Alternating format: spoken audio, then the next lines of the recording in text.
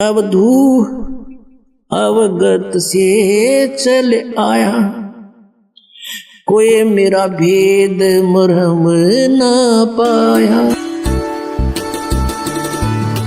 पुण्यात्मा, ये काल कौन है जो गीता जी अध्याय नंबर 11 के श्लोक नंबर 32 में कहता है, मैं काल हूं और सबको खाने के लिए अब प्रवृत्त हुआ हूं। अर्जुन, तू ना युद्ध करेगा तो भी मैं इनका नाश करूंगा। तो वो काल कौन है? वो श्री कृष्ण काल नहीं है। श्री कृष्ण नहीं बोल रहे थे, श्री कृष्ण में एक भूत बोल रहा था, एक प्रेत की तरह बोल रहा था। कौन? ये ब्रह्म बोल रहा था, जिसको वैदिक धर्म वाले जिसको ब्रह्म कहते हैं, और संत मते को उसको ज्योत स्वरूपी निरंजन कहते हैं, काल निरंजन भी कहते हैं। वो गीता जी अध्याय नंबर 4 के श्लोक नंबर 5 और 9 में कहता कि अर्जुन, मेरे जन्म और तेरे जन्म मृत्यु बहुत हो लिए और मेरे भी बहुत हो लिए, तू नहीं जानता मैं जानता हूं। फिर कहता कि अर्जुन, मेरे जन्म और कर्म अलौकिक हैं। अब उसके कर्म न्यों अलौकिक हैं कि मैं कभी किसके सामने नहीं आता। गीता जी अध्याय नंबर 7 के श्लोक नंबर 24-25 में गीता ज्ञानदाता यो काल श्री कृष्ण में बोल रहा है। ये कहता है कि ये बुद्धिहीन जन समुदाय, ये सामने खड़े लोग मुझे कृष्ण मान रहे होंगे। I am not Krishna. मैं कभी व्यक्ति रूप में किसी के समक्ष प्रकट नहीं होता, मैं कभी किसी के सामने एज इट इज नहीं आता, मैं अपनी योग माया से छुपा रहता हूं। ये मेरा घटिया नियम है। अवय अनुतमाम, ये मेरा अटल घटिया नियम है। तो वो कहता इसी आधार से मैं किसी के सामने नहीं आता। तो ऐसे जन्म और कर्म अलौकिक हैं। कर्म तो ऐसे अलौकिक हैं कि वो किसी में प्रवेश करके और जो करना कराना है वो कर जाता है, और भला बुरा जिसके अंदर वो प्रवेश करके करता है इस क्रिया को, उसी के निमित्त हो जाता है। क्या ऐसे ही एक बार राक्षस और देवताओं के आपस में झगड़ा हुआ। उस समय देवताओं राक्षसों से हार गए, ये विष्णु पुराण में लिखा है।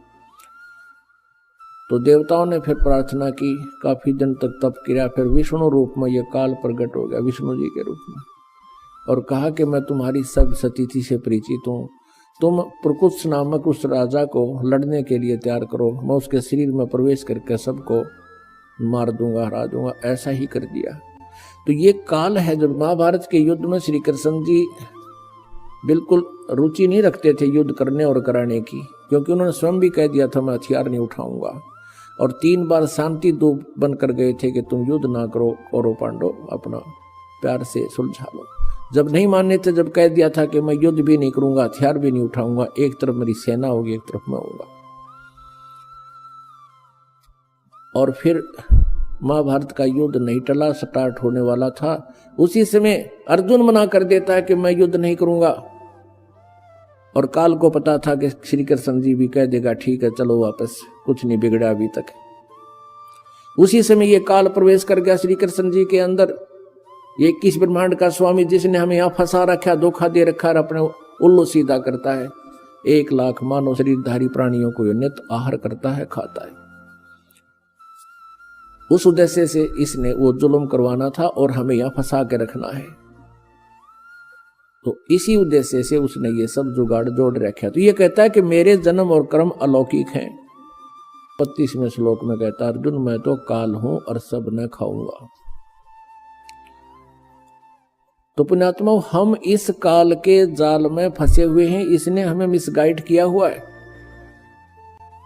और 1 लाख मानव शरीरधारी प्राणियों के आहार करने का इसको श्राप लगा हुआ है, क्योंकि इसने सतलोक में उस शाश्वत स्थान पर सनातन परम धाम में जब हम सभी थे और ये भी था, वह एक भयंकर गलती की थी, और हमने भी इसका अनुसरण किया था, और हम भी अपने पूर्ण परमात्मा से विमुख होकर हम पतिव्रता पद से गिर के हम अपने उस मालिक से हृदय हटाकर इस काल में लगा बैठे। और इसके साथ हम यहाँ आ गए। इसने 3 बार तप करके ये अपना सारा डमडमा उस पूर्ण परमात्मा कबीर देव से ही प्राप्त किया हुआ है। जब तक हमारे पुण्य रहे, सतयुग में, प्रथम सतयुग में हमें स्वर्ग में रखा, महास्वर्ग बना दिया, वहां नकली सतलोक अलखलोक वो डुप्लीकेट बना दिए, वहां रखा। जिसके पुण्य क्षीण होते रहे या किसी ने वहां कोई गड़बड़ कर दी, शरारत कर दी, उनको पृथ्वी पर पटकता रहा। इस पृथ्वी पर जैसे पहले हिंदुस्तान के अंदर कोई स्त्री या पुरुष कोई ऐसा अनैतिक कार्य कर देते थे जो समाज में निंदनीय होता था, उन दोनों को या एक एक लोग जैसा भी करता था उनको काला पानी छोड़ाया करते थे। काला पानी है इंडोमान निकोबार, एक द्वीप है, समुद्र के बीच में, चारों तरफ समुद्र है, बीच में वो टापू है, वहां छोड़ाया करते थे कि ये वापस यहाँ आएंगे नहीं और यहाँ सबको खराब करेंगे नहीं, ये सजा देते थे। फिर वहां धीरे धीरे धीरे धीरे हजारों की संख्या में स्त्री पुरुष हो गए। उन्होंने फिर अपने नए सिरे से वहां अपना जुगाड़ जोड़ा, आप पर कोई ढूंढ बनाए, आप पे उन्होंने वहां तो फिर शुरू में तो एक ऐसा था जैसे जंगली राज होया करे, सब आपस में दुराचार करने लगे, उनसे संतान होने लगी और फिर वहां धीरे धीरे उन्होंने अपना नियम ठीक सा कर लिया। यही स्थिति यहाँ है। हम सतलोक में रहते थे, वहां भी ऐसा ही शरीर था, लेकिन वो शरीर उस मटेरियल का बना हुआ था, उस पदार्थ का बना हुआ था जो कभी नाश नहीं होता, उसमें वृद्ध अवस्था नहीं आती। और उस सतलोक में जहां हम रहते थे वहां किसी चीज का अभाव नहीं है। सदाबहार वृक्ष हैं, सदाबहार ये पेड़ पौधे बेल लताएं हैं, वहाँ काजू किस्म सेब संतरे ये सब प्रकार के फल और मेवा, दूधों की नदी, वहाँ का जल अमृत है, कभी खराब नहीं होता। उसी का एक एग्जाम्पल है, एक सैंपल है ये गंगा का जल। गंगा जो दरिया है ये सतलोक से आया हुआ जल है। सतलोक से चलकर ये विष्णु के धाम में, विष्णु के धाम से फिर शिव के धाम में, और शिव के धाम में सबसे ऊपर एक जटा कुंडली डैम बना हुआ है, जटा कुंडली सरोवर है। वो वहां से सब सतलोक से गंगा आ रही थी, उसको जटा कुंडली डैम को भरने में 6 महीने लगे थे। 6 महीने के बाद फिर वो ओवरफ्लो होकर चल रही है आज तक। वहां से वो जल गिरता है, ऐसे गुप्त रूप से आता है, हिमालय में उस गोमुख के पास एक बर्फ रूप में जम जाता है और वहां से फिर जल प्रवाह बन करके वो वही अमृत बह रहा है दरिया रूप में, जिसको गंगा दरिया कहते हैं।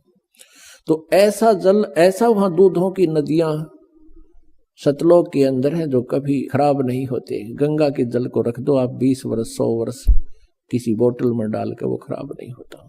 तो ये एक एग्जाम्पल दिया परमात्मा ने कि इस कलयुग के पिछली पीढ़ी में हमारी महिमा को समझाने के लिए एक ये बहुत ही जो है ना एक प्रमाण का काम करेंगे। ऐसा लोक है, ऐसा स्थान है, वहां पर ऐसा आहार है, ऐसा जल है। तो हम वहां रहा करते थे, हमने अपने पैर पे कवाड़ा मारा, इसके साथ आगे अब हम रो रहे हैं। इसने हमें इतना अज्ञानी बना दिया, हम अपने भगवान को पहचान नहीं पा रहे हैं। अपने नकली दूत बनाकर यहाँ नीचे भेज दिए और उनके द्वारा स्वयं ही उनमें प्रवेश करके या अपने रिमोट से गलत ज्ञान प्रवेश करके उनसे परमात्मा की परिभाषा बदलवा दी इस काल भगवान ने। और सभी परमात्मा को निराकार बताते हैं। तो निराकार बताने वालों ने जो साधनाएं की, उस साधना से प्रभु प्राप्ति हुई नहीं, उन्होंने भी सेकंड कर दिया, समर्थन कर दिया, हजारों वर्ष समाधि लगा करके कि परमात्मा निराकार है। वेद और गीता जी पुराण बताते हैं वो परमात्मा साकार है, नर आकार है, मनुष्य सदृश है। उन वेदों और गीता को सत्य मानने वाले ऋषि महर्षि भी नहीं समझ सके, क्योंकि उन्होंने लोक वेद आकाशवाणी से, अंदर की प्रेरणा से, अपने हठ योग से की गई साधना से काल ने उनसे यही निर्णय निकलवा दिया कि गॉड इज फॉर्मलेस, परमात्मा निराकार है। जबकि वो पढ़ते हैं, विद्वान पुरुष थे, संस्कृत जानते थे, पढ़ते भी थे, लेकिन उस अज्ञान के आधार को उन्होंने लोक वेद को मुख्य रखा। सदग्रंथों को भी वो मानते थे, ये भी मान्य है। लेकिन उन सदग्रंथों को अब इस दास पर कृपा हुई परमात्मा की देखा, उस परमेश्वर ने इस दास का ज्ञान योग खोल दिया।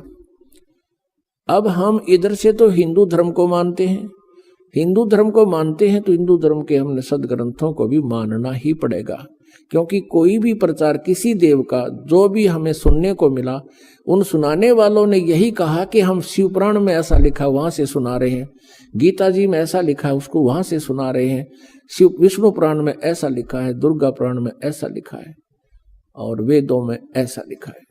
तो उसमें हम सभी अशिक्षित थे, जनता अशिक्षित थी और संस्कृत भाषा के ग्रहण करने का, शिक्षा ग्रहण करने का एक ब्राह्मण वर्ग को ही अधिकार था।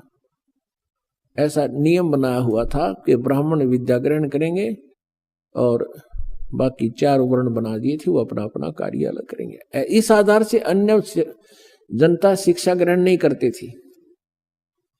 तो इन शिक्षा ग्रहण करने वालों को, यानी संस्कृत भाषा के जानने वालों को वेदों का ज्ञान नहीं था। संस्कृत भाषा जरूर थी, पढ़ लेते थे, लेकिन वो समझ नहीं सके। वेद पढ़े पर वेद न जान, ये बच्चे पुराण 18। जड़ को अंधे पत्ते खुआवे, ये भूल गए सिरजनहार।